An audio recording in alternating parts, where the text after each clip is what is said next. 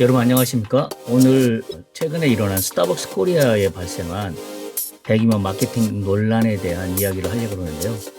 먼저 단서를 다는 것은 어떤 정치적인 논리가 여기서는 다루지 않고요. 온전히 경영학적인 면에서 오늘날 중요한 핵심 화두인 거버넌스라는 관점에서 이 문제를 짚어보고자 합니다. 여러분, 거버넌스라는 말은 여러분이 많이 들어봤을 것은 ESG에서 나오는 그 G에 해당하는 지배구조라는 단어가 거버넌스인데요. 경영학적인 면에서 이 문제를 해부해 보도록 그렇게 하겠습니다. 먼저 거버넌스라는 용어에 대한 이해가 필요한데요. 간단히 설명하면 이런 겁니다. 기업의 이해관계자입니다. 기업에는 여러 이해관계자가 있는데 주주, 예를 들면 임직원, 소비자, 이 많은 사람들의 이익을 보호하기 위해서 기업 내의 의사결정을 통제하고 효율적으로 관리하는 지배구조 또는 지배체계, 이걸 뜻하는 말이 거버넌스입니다. 실무 일선이나 마케팅 부서에서는 거버넌스나 컴플라이언스란 말은 준법이라는 말인데요. 준법 감시, 그런 뜻입니다. 컴플라이언스 프로세스를 마케팅의 속도를 늦추고 창의성을 제한하는 어떤 귀찮은 규제나 또는 형식적인 행정 절차 이런 것들로 오해하곤 합니다. 그러나 오늘날 이것이 오히려 속도를 늦추는 것이 아니라 오히려 기업의 안전한 경영을 가능하게 하는 중요한 척도라는 것을 잊지 않아야 합니다. 경영학적 관점에서 진정한 거버넌스는 자동차의 고성능 브레이크와도 같습니다. 예를 들어서 최고급 스포츠카가 시속 200에서 300km로 질주할 수 있는 이유는 엔진이 좋아서겠죠, 물론. 그러나 원할 때 언제든지 차를 세울 수 있는 확실한 브레이크 시스템이 있기 때문입니다. 거버넌스가 바로 이러한 기업 경영 철학 관점에서 그 방향성을 제시해 주는 면에서 거버넌스가 매우 중요하고요. 또 이번과 같은 사태에 대해서는 브레이크 역할을 하게 된다는 면에서 거버넌스 문제는 제가 볼 때 이번 사건의 핵심적인 주제이다, 이렇게 제가 판단이 됩니다. 이번 사태는 언론에 많이 보도돼서 여러분들도 많이 알고 있겠습니다만은 문제가 된 실제 마케팅 기획 요소들을 보면 조금 문제점들을 내포하고 있습니다. 5.18이라는 날짜에 탱크데이를 배치한 것도 그렇고, 박종철 열사 고문치사 사건의 은폐 발언이었던 책상에서 탁 치니 억하고 죽었다는 말을 연상시키는 문구가 지금 여기에 포함됐다는 거, 또 특정 정치인을 연상시키는 503ml라는 숫자를 강조하고 있다는 거죠. 이 요소들은 개별 단어나 텍스트 자체만 보면 비속어도 아니고 저작권 위반도 아닙니다. 그렇기 때문에 AI를 통한 필터링 자동 시스템이 이걸 걸러내지 못하는 거죠. 그러나 이 요소들이 특정 시기, 특정 문구와 결합했을 때 발생하는 문화적인, 역사적인 맥락은 우리 사회의 가장 아픈 상처인 것을 AI가 걸러내기가 어려운 거죠.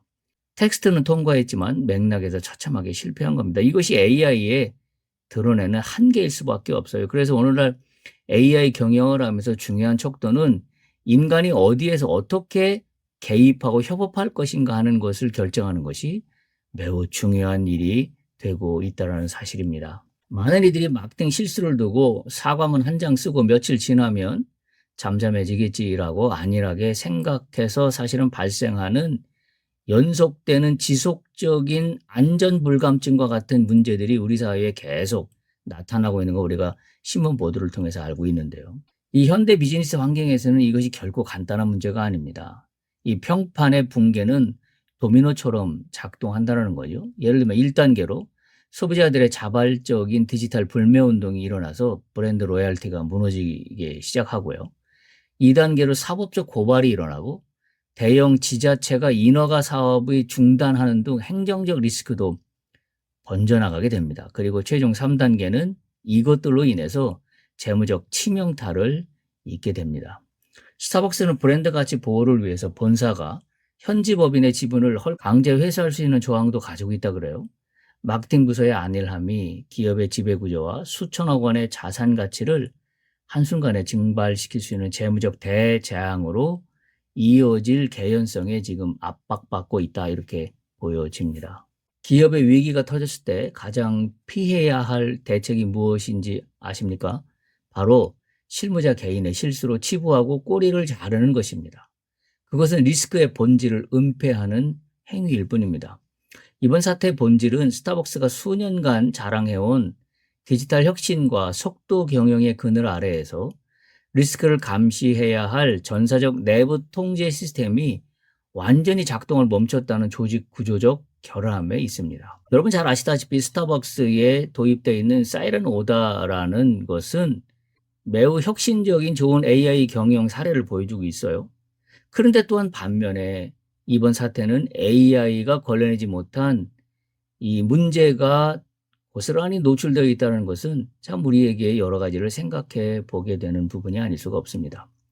마케팅 프로모션을 이사회의 감시망 밖에 있는 단순 실무자의 행위로 방치했기 때문에 발생한 이번 거버넌스의 총체적인 문제입니다. 특히 AI 시대의 거버넌스의 부재는 더욱 큰 파장으로 연결될 수 있다는 것을 우리는 다시 한번 깨닫게 됩니다. 글로벌 스탠다드 기업들이 리스크를 관리하는 방식을 채택하고 있는 게 세계 내부 감사 협회라는 데서 제시하고 있는 3선 3라인 모델이라는 게 있는데요. 견고한 기업은 리스크가 발생했을 때 이 세 겹의 방패를 작동시킵니다.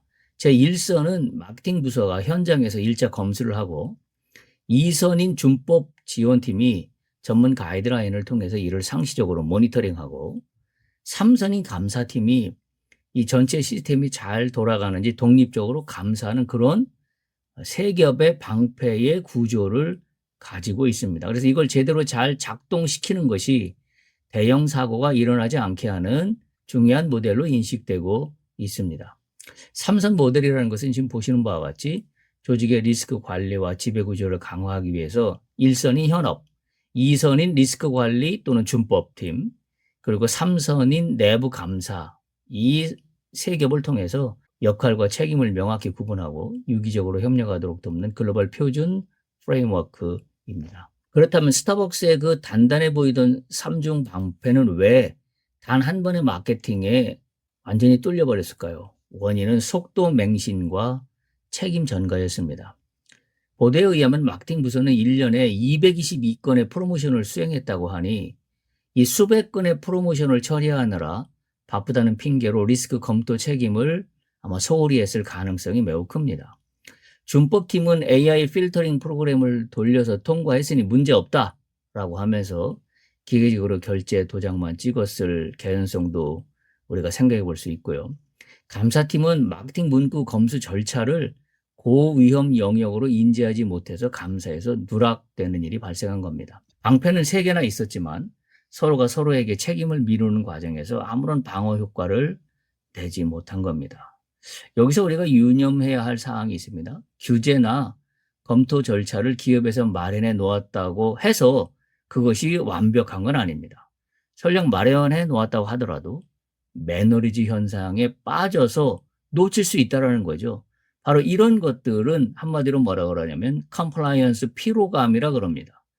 다시 말하면 규제나 검토 절차가 너무 잦고 형식적으로 반복될 때 임직원들의 리스크 관리를 혁신의 방해물로 인식하고 대략 그냥 서류 작업으로만 넘기려고 하는 조직적 무력감 또는 매너리즘 현상이 바로 여기에 동전 이면처럼 작동하고 있다는 사실을 우리가 반드시 기억해야 합니다. 그래서 제도만 갖추어 놓는다고 문제가 완벽하게 해결되는 것이 아니라는 것을 우리는 다시 한번 이번 사태를 통해서 깨닫게 됩니다. 여기서 우리는 기술의 이면을 냉정하게 봐야 합니다. 많은 기업이 AI를 도입하면 모든 리스크가 자동 해결될 것이라고 믿지만 이는 경영진의 심각한 도덕적 해이와 연결될 수 있습니다. AI에게 518, 탱크, 탁, 503 같은 숫자는 그저 인터넷 공간에서 활발하게 소비되는 확률 높은 텍스트 데이터의 조합일 뿐입니다.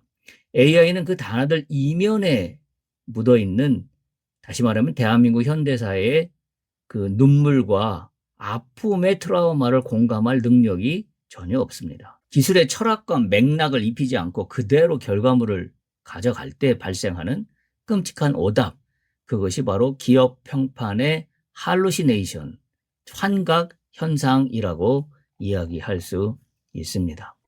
글로벌 기업들이 인공지능을 경영에 도입할 때 반드시 지켜야 하는 AI 거버넌스의 3대 기둥이 있습니다.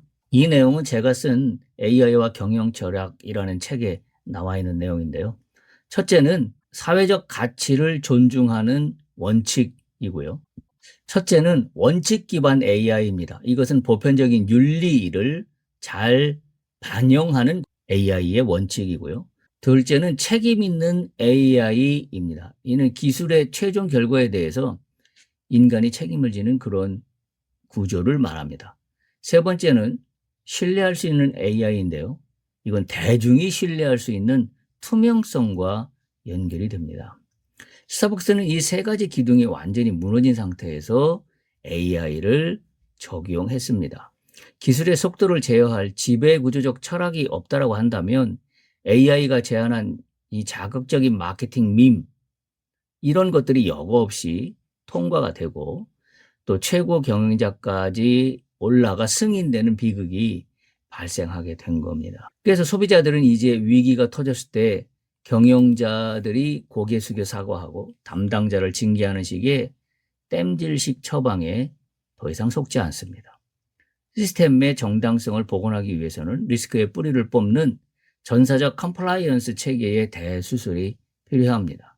스타벅스가 리스크 관리의 글로벌 리더로 재도약하기 위해서 반드시 도입해야 되는 4가지 차원의 구체적인 거버넌스 재구축 전략을 구축해야 되는데요. 그 첫 번째는 리스크 소유권을 재배치하는 거, 두 번째 브랜드 리스크를 이사회 수준으로 격상시키는 거, 세 번째는 인간 중심의 검증을 강화하는 거, 네 번째는 중앙 집중화 허브 시스템을 마련하는 이와 같은 4가지 구축 전략을 말씀드리도록 하겠습니다. 첫 번째 전략은 업무 권한과 책임을 칼로 무자르듯 명확히 정하는 리스크 소유권 재배치 전략입니다. RACI 매트릭스를 전면 재편하는 건데요.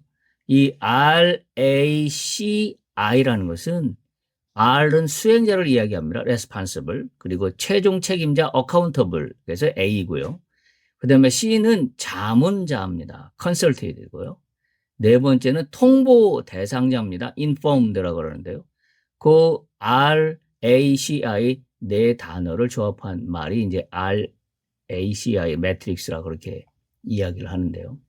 과거에는 마케팅 부서가 기획을 대충 해서 넘겨도 준법 지원팀이 최종 승인을 해주면 마케팅 부서의 책임이 면제되는 면제부 구조였습니다. 근데 이를 뜯어 고쳐야 합니다. 문구와 컨텐츠가 가진 사회적 문화적 평판 리스크의 최종 책임은 전적으로 마케팅 본부장에게 귀속시킵니다. 그리고 준법팀은 전문적인 자문만 해야 합니다. 내 목에 걸려있다는 인식을 심어주어야 실무 현장에서 비로소 리스크를 심각하게 들여다보게 된다는 겁니다. 바로 이 RACI 구조를 통해서 책임의 공백을 없애는 그와 같은 시스템을 마련해야 합니다. 그래서 오직 한 사람 또는 어느 한 부서에 최종 책임을 부여하는 것이 이 RACI의 핵심입니다. 두 번째 전략은 브랜딩을 실무부서의 영업행위가 아닌 이사회 차원의 전략과제로 격상시키는 겁니다. 사회이사가 참여하는 이사회 내에 브랜드 평판 및 ESG 위원회를 신설해서 고위험 마케팅 가이드라인을 매년 이사회가 직접 검토하고 승인하게 해야 합니다. 또한 최고 경영진의 성과급을 결정하는 KPI 지표에 단기 매출이나 매장 확대 수치뿐만이 아니라 바로 문제가 된 이 브랜드 신뢰도 지수 또 컴플라이언스 달성률과 같은 최소한도 30% 이상 강제 연동시켜야 됩니다. 왜냐하면 이것이 전체를 무너뜨릴 수 있기 때문입니다. 그래야 경영진이 단기 성과를 위해서 무리한 마케팅 밈을 쓰는 그와 같은 리스크를 스스로 억제하게 됩니다. 세 번째는 기술적 안전장치인 휴먼 인 더 루프라는 개념을 도입하고 구축해야 합니다. 이 휴먼 인 더 루프라는 말은 인간 중심의 검증 또는 인간이 개입하는 것을 의미하는데요. 기술의 편리함을 누리되 기술이 선을 넘지 못하게 인간이 최종 게이트키퍼로 개입하는 겁니다. 특별히 우리 사회에서 민감한 역사적 사건, 정치적 키워드, 참사 관련 단어들은 사전에 정교하게 데이터베이스화해야 합니다. AI 시스템이 마케팅 문구를 검수하다가 그래서 이 사전에 등록된 단어나 숫자 조합을 감지하는 순간 시스템에 자동으로 킬 스위치가 켜지면서 발행 프로세스가 강제로 중단되도록 해야 합니다. 그리고 이 잠금을 풀기 위해서는 반드시 사회의 인문학 전문가나 법률 전문가, 또 외부 심의단의 교차 검증 이런 것들을 거쳐서 이 프로세스를 강제하는 그런 절차들이 필요합니다. 휴먼 인더 루프라는 개념은 오늘날 인공지능 경영에서 매우 중요한 모델로 떠오르고 있다는 점도 여러분들이 기억할 수 있기를 바랍니다. 네 번째 전략은 파편화된 지식 자산의 통합입니다.